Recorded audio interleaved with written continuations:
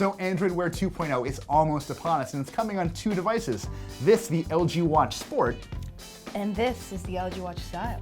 Now this is the first major update to the Android Wear platform since the platform launched years ago. There's a lot of new stuff that Google has brought to the table. I'm really excited to see it on two really separate, distinct devices. I mean, starting with mine, this is the more basic one. It's going to retail for about $249 on February 10th. It's pretty basic, called Style. We'll see whether it's really all that stylish. Yours still costs $100 more, and it looks a lot fancier to me. I mean, this is a pretty stylish watch, but this is meant to be a very rugged device, and LG has done, if nothing else, a really fine job just shoving a lot of stuff into it. But hey, let's take a closer look at what makes both of these things tick. For a watch with style in the name, the LG Watch Style was a letdown in the looks department. Although I did appreciate the thinner case and slim 18mm band, I didn't care for the watch's otherwise unexciting design. The Italian leather band I received was in an unappetizing flesh color, but it is easy enough to swap out one for a nicer strap. I also didn't like how the 1.2-inch display had an additional ring of dead space separating it from the gray bezel. Otherwise, apart from the dainty knob on the right side of the watch, the rest of the style's hardware is pretty standard. You won't find a heart rate sensor, GPS, or NFC support for Android Pay on this guy. That's all on the Sport. The Sport, meanwhile, is a hefty slab of a smartwatch that seems to have been designed to look as inoffensive as possible. Compared to some of LG's earlier watches, this thing actually feels a little lifeless by comparison. On the flip side though, most sporty smartwatches look a little silly. This one would look just as good under a suit sleeve as it would on the trails. It's not just the looks that are different either. This Sport model has the same chipset as the Style, but 768 megabytes of RAM, a bigger battery and screen, an LTE radio and a nano SIM slot, GPS, Wi-Fi, a heart rate sensor, and NFC. No wonder this thing feels so big. Oh, and it's IP68 water and dust resistant. It's a little strange to wear while in the shower, but trust me, it works just fine in there. You'll also notice a few extra buttons on the Sport. You can customize them to launch whatever, but they're set to launch Google Fit and Android Pay by default. I'm still not sold on the look, but unless you're really into thinnish watches, the Watch Sport definitely packs more bang for your buck. Now, this is an improvement. Android Wear 2.0 has undergone an overhaul, and the result is a slick interface that is faster and easier to use. Gone is the mountain of cards that you had to individually swipe through to get through to the alert that you want.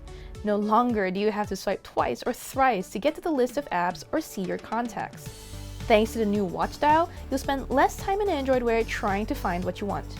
You can now trick out your watch faces with complications from other apps, not just Google's. And speaking of apps, we finally have the option of downloading certain apps directly to Wear 2.0 watches over a Wi-Fi or LTE connection. It's quick, it works well, and even now there are plenty of apps that work well right on the wrist.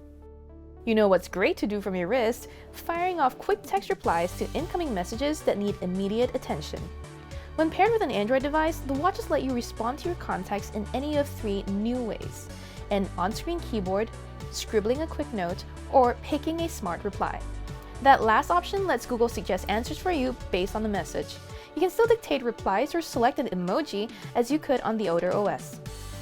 Like before, you'll be able to say OK Google to command Google's digital helper. On the new Wear though, you'll find Google Assistant, which does everything OK Google already did, like set reminders, navigate to places, and look up the weather. But Assistant can do much more thanks to existing and upcoming third-party integrations. These are limited for now, but the idea is that you'll be able to control your smart home products, such as Chromecast or Philips Hue lights, by speaking to Assistant on your watch. That's not to say all of this is going to be easy to get used to. While we think the new design is a big improvement, longtime Android Wear fans will need some time to get reacquainted. Changing watch faces, for example, is now done by swiping side to side on your current face. These are little things that shouldn't take too long to figure out, but I do wish Google applied some of these interaction rules more consistently. Most of the time you have to swipe from left to right to go back one level, but that doesn't work from the app list. Why? Because you're supposed to hit the crown button. And speaking of the crown, most of the time you can either swipe on the screen or spin the crown to scroll through options, but sometimes you can only do one or the other, and there really isn't a good reason why this is the case. Whether it's because of the Snapdragon 2100 CPU inside the Style or the improved OS, this watch is noticeably more responsive than previous Android wearables I've reviewed. It's faster than older devices with the same chip, so the more likely reason for the better performance here is the redesigned system. That's not to say the style is always zippy though. Anything requiring voice recognition, like talking to Google Assistant or asking for a translation, often takes several excruciatingly long seconds to register. Okay, Google. Turn on my Philips Hue lights. Both of us were extremely impressed by the latency between the dial and the scrolling interface. It's mesmerizing to watch the menu move up and down as quickly as you twist a knob in either direction. It also makes getting to an app or notification that might be further down the list much faster. Since the Sport's brain is the same, it too feels beautifully speedy, though I'm sure the extra RAM helps. Just don't forget about all the extra stuff the Sport has. Calls work fine, though it's a little slower than I would have liked. Audio quality was nothing to write home about, but at max volume I could hear just about everything pretty clearly, even on a busy New York street. GPS takes a while if you're using the watch as a standalone device, but it does acquire your location quickly if it's still connected to your phone. From there you can load up an app like Google Maps to get to your next destination. Getting Android Pay set up before the watch's official launch was sort of a pain, but once that initial process was done, I easily used the Sport to buy some fizzy water at a drugstore. All of these extras require a bigger battery, and the 438 mAh cell in the Sport isn't bad. With an active Bluetooth connection to a phone, always on display enabled, and the brightness set to auto, the watch Sport usually stuck around for about 13 hours before dying. If you really want to see the battery meter plummet, use the LTE connection or the GPS a bunch. They have a huge impact on longevity. So with all that said, V, which do you think is the better watch? I mean, it's pretty obvious. My watch, the LG Watch Sport, is the better watch. Not to say that it's perfect, it just represents, I think, the best bang for your buck. $100 more than your watch, $349 does get you a lot of top-tier features, a lot of things people have been asking for out of their smartwatches. I think it's a very savvy, if not completely perfect play. I mean, I agree with you in that this is kind of the terrible one. Between the two, this is the lesser twin. And for $350, that's kind of like entry-level price for all the features that it packs in there. That's kind of appealing.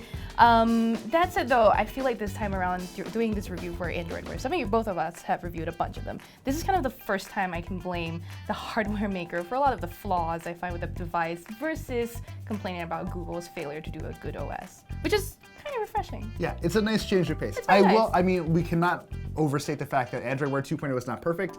I think a lot of their UI elements need to kind of be made more consistent across the board, but in general, I haven't been this excited about Android Wear in a really long time because for so long it was just the same thing. It felt static and yeah. Hopefully these are just going to be the first of many Android Wear 2.0 watches. I think fair to say LG did a pretty good job putting these together, but they're not yours. They're not. They didn't nail it. Yeah, don't call something style and make it look like this. End of the day, Google, nice work. Fix a couple things. LG, don't give up.